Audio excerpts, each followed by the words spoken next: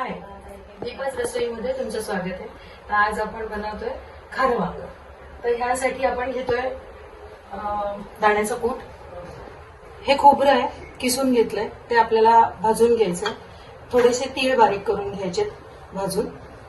10-12 पाकळ्या लसणाच्या, 1 इंच आल्याचा तुकडा, थोडेसे कढीपत्ता, फोडणीसाठी आपल्याला लागणारे मोहरी, नंतर ह्यामध्ये मसाला करण्यासाठी हळद, घरचा काळा मसाला, लाल तिखट आणि हा गरम मसाला, नंतर फोडणीसाठी तेल, चवीनुसार मीठ आणि ही आपण वांगी घेतलेली आहेत, काटेरी वांगी आहेत. ह्या वांग्यांचे आपण असे 4 काप करून घेतलेले आहेत. तर आता आपण हे भाजून घेऊया.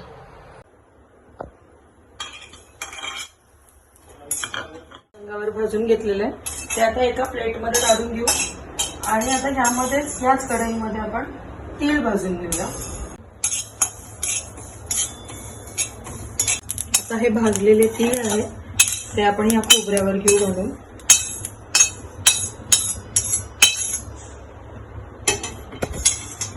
आणि आपण हे जे सगळं मिक्सरच्या भांड्यातनं बारीक करून घेतलंय.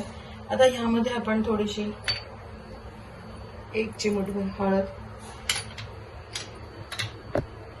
काश्मीरी लाल मिरची, हा गरम मसाला आणि हा घरगुती काळा मसाला आणि चवीनुसार मीठ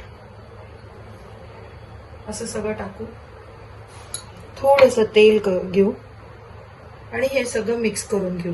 आणि हे जे केलेलं वाटण आहे हे आता आपल्याला हे 4 काप केलेले वांगे जे आहेत ह्यामध्ये भरून घ्यायचे. आपण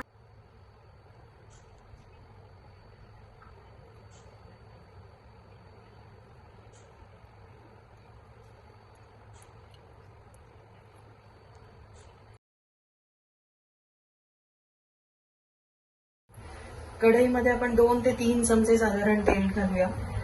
या भाजीला तेल थोडंसं जास्त लागतं कारण आपण हा रस्सा करणार आहे. आता तेल टाकलंय, आपण ह्याच्यात मोहरी घालून घेऊ.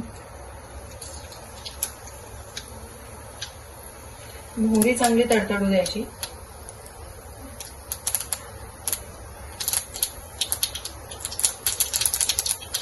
ह्याच्यात आपण 1 चिमूटभर हिंग आणि आता ही भरलेली जी वांगी आहे ती आपण एक एक करून या तेलामध्ये सोडू.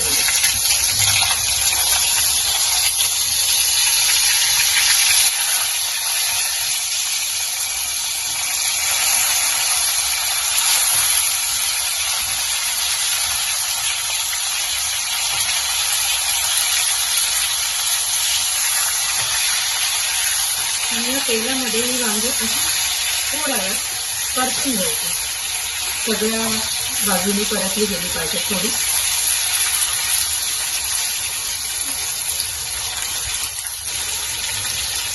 त्याच्यासाठी आपण आता ह्याच्यावर झाकण ठेवूया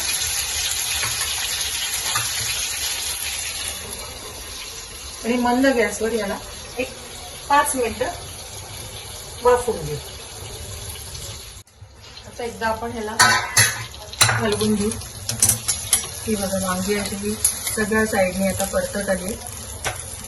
तर आता आपण हा राहिलेला जो मसाला आहे वांग्याचा तो आपण ह्याच्यामध्ये घालून घेऊया.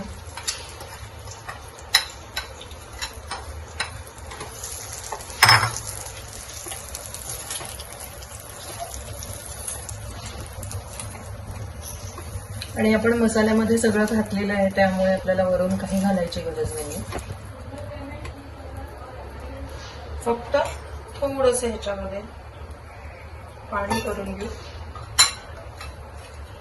आणि मसाला करपू नये म्हणून 2 चमचे पाणी आपण फक्त ह्याच्यात घालू आणि उरलेलं आहे परत असं झाकून घेऊ आणि या झाकणावर आपण पाणी ठेवू आणि मग परत 5 मिनिटासाठी आपण ह्याला वाफ येऊ देऊ.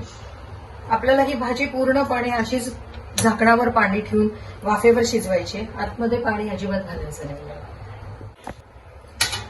आपण हे 5 मिनिटं झाकून ठेवलं होतं पण 5-5 मिनिटांनी असं थोडं थोडं आपण हे झाकण काढून बघितलंय तर ह्या पद्धतीने ती भाजी शिजली आहे. तर हे आहे आपलं, म्हणजे ज्याला वांग खायचंय ते वांग खातील. हा मसाला पण त्याच्या बरोबरीने आहे. तर आता आपण हे थोडंसं असं एक टूथपिक किंवा गाठा हे असं घालू. बघा हे पूर्णपणे शिजले.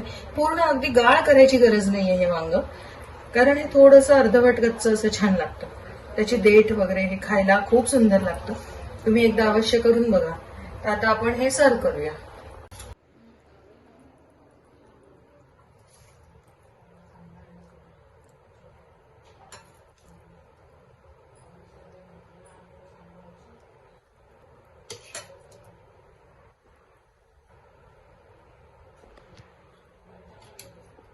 हे तयार आहे आपलं खारं वांग.